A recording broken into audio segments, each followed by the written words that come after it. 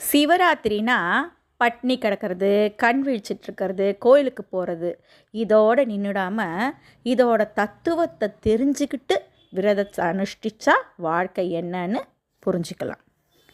நம்ம மனசு சந்திரனோட இயக்கத்தை பொறுத்து தான் செயல்படுது. நமக்கு தெரியும், சந்திரன் 15 நாள் வளரும், 15 நாட்கள் தேயும்.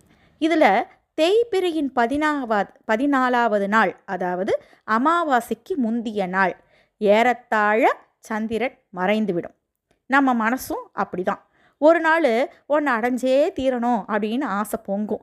அடுத்த நாளே இது எதுக்கு, என்ன யூஸு அப்படின்னு அந்த எண்ணம் தேஞ்சு போயிடும்.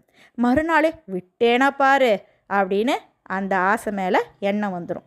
இப்படி நிலையில்லாமல் இருக்கிறது தான் மனம். இந்த மனித மனம் ஒருநிலைப்பட தியானம் அவசியம். அலைப்பாயிர மனசை சிவத்தின் மேலே வச்சு எங்கேயும் போகாமல் கட்டி போடணும்.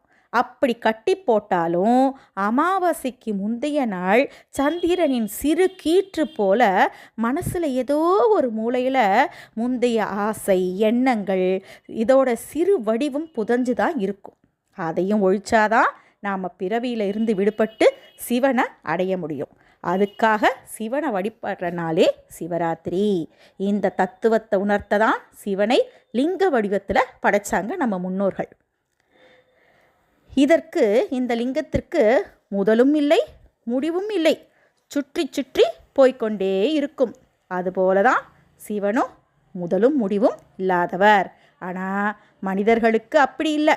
நமக்கு பிறப்புங்கிற முதலும் இறப்புங்கிற முடிவும் இருக்குது. நாம் செய்கிற பாவ புண்ணியங்களுக்கு ஏற்ப பிறவி வந்துக்கிட்டே இருக்கும். பிறவி சூழலில் இருந்து விடுபட வழி இருக்கா? இருக்கு. முன்னோர்கள் சொல்லியிருக்காங்க, அன்பே சிவம், பிற உயிர்களையும் தம்மை போல கருதி அன்பு செய்யணும். இது மாதிரி செஞ்சால் நமக்கு பிறவி இல்லை அப்படின்னு சொல்லியிருக்காங்க முன்னோர்கள். திருமந்திரத்தில் 5 கரத்தனை, ஆனை முகத்தனை, இந்தின் இளம்பிறை போலும் எயிற்றினை, நந்தி மகந்தனை, ஞான கொழுந்தினை புந்தியில் வைத்தடி போற்றுகின்றேனே அப்படின்னு ஒரு பாடல் வரும். இந்த பாடலில் ஒரு சந்தேகம் வரும். விநாயகர் சிவனோட மகன்தானே, நந்தி மகன் அப்படின்னு சொல்கிறோமேன்னு நமக்கு சந்தேகம் வரும். சிவபெருமானே நந்தி தேவராக குருவாக வந்தார் அப்படின்னு சொல்வாங்க. அப்படின்னா நந்தி தேவரை ஏன் வாகனமாக ஏன் காட்டுறாங்க? இதில் உள்ள சூட்சுமத்தை நந்தனார் பாடலில் ஒரு வரியில் புரிஞ்சுக்கலாம். அதாவது நந்தனார் ஜாதியில் குறைந்தவர் அப்படிங்கிறதால கோயிலுக்குள்ளே விடமாட்டாங்க. அவரோட பக்திக்கு ஈடுன்னு சொல்ல யாருமே இல்லை.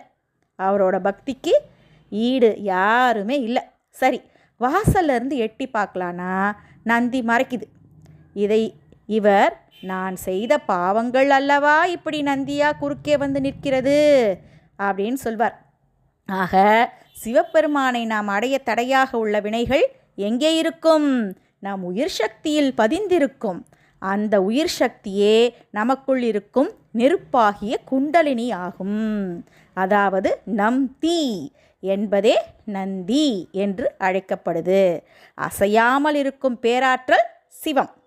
அவரே இயக்கும் வல்லமையுள்ள சக்தியாகி நம் உடலில் உயிராக விளங்குகிறார். இதையே குண்டலினி சக்தியாகிய நந்தியின் மேலேறி அமர்ந்திருப்பது. குண்டலியானவளை உச்சிக்கு ஏற்று சிவத்தோடு கலக்கும்போது அமிர்தம் உண்டலாம். குண்டலினி உச்சியில் இருக்கும்போது சிவதாண்டவம் காணலாம். இந்த பிரபஞ்ச சக்தியின் இயக்கத்தை ஒட்டியே விரத முறைகளை நம் முன்னோர்கள் வடிவமைத்து கொடுத்திருக்கிறாங்க என்பதை நினைக்கும் போது அவர்களின் விஞ்ஞான அறிவு பற்றி ஆச்சரியம் நமக்கு தோணுது இல்லையா? அதே மாதிரி சிவராத்திரி பெயர் வர காரணம் யார்? அம்பாள் தான், பார்வதி தேவி தான். பிரளய காலத்தில் பிரம்மனும் அவனால் படைக்கப்பட்ட அனைத்து ஜீவராசிகளும் அழிந்துவிட்ட நிலையில் இரவு பொழுதில் அம்பிகை உமாதேவி பரமேஸ்வரனை நினச்சி பூஜை செய்கிறாங்க. 4 ஜாமங்களிலும் இரவு முழுசும் ஆகம விதிப்படி அர்ச்சனை செய்கிறாங்க. சிவன் மீண்டும் உலகை படைத்தார். அம்பிகை சிவனை பூஜித்த இந்த இரவை அவரது திருநாமத்தாலேயே தேவர்களும் மனிதர்களும் கொண்டாட வேண்டும் என்று பார்வதி தேவி சிவனை வேண்டுகிறாங்க. அதனால் இது சிவராத்திரி ஆச்சு. இதில் மகா சிவராத்திரி, இதுதான் மகா சிவராத்திரி. இந்த மகா சிவராத்திரி அன்னைக்கு சூரியன் மறைந்தது முதல் மறுநாள் காலை சூரியன் உதயமாகும் வரை சிவனை பூஜை செய்பவர்களுக்கு எல்லா விதமான பாக்கியங்களையும் தந்து முடிவில் மோட்சத்தையும் அளிக்க அருள் புரியுங்கள் என்று அம்பாள் வேண்டுறாங்க சிவன்கிட்ட. சிவனும் அப்படியே ஆகட்டும் அப்படின்னு அருள் புரிகிறார். இந்த மகா சிவராத்திரி தேவர்கள், மனிதர்கள் இவங்கெல்லாம் முறைப்படி விரதம் இருந்து பல நன்மைகளை பெற்றது நாம் கேள்விப்பட்டிருக்கோம் இல்லையா? நாமளும் இந்த சிவராத்திரி விரதத்தை அனுஷ்டித்து பல பல நன்மைகளை பெறுவோம். மாலையில் சிவராத்திரி மகா சிவராத்திரி அன்னைக்கு மாலையில் குளிச்சுட்டு சிவ ஆலயங்களுக்கு போய் சிவபுராணம், கோளறுபதிகம், லிங்காஷ்டகம், பஞ்சாட்சர சோத்திரம், நடராஜர் 10 திருமறைகளை நாம் ஓதலாம். சிவராத்திரி அன்னைக்கு பஞ்சாட்சர மந்திரம் உச்சரிக்கிறதால 100 கோடி முறை பஞ்சாட்சரம் ஜெபித்த பலன் நமக்கு கிடைக்கும்.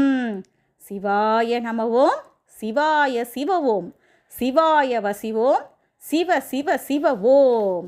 ஓம் நம சிவாய. தென்னாடுடைய சிவனே போற்றி, எந்நாட்டவர்க்கும் இறைவா போற்றி போற்றி.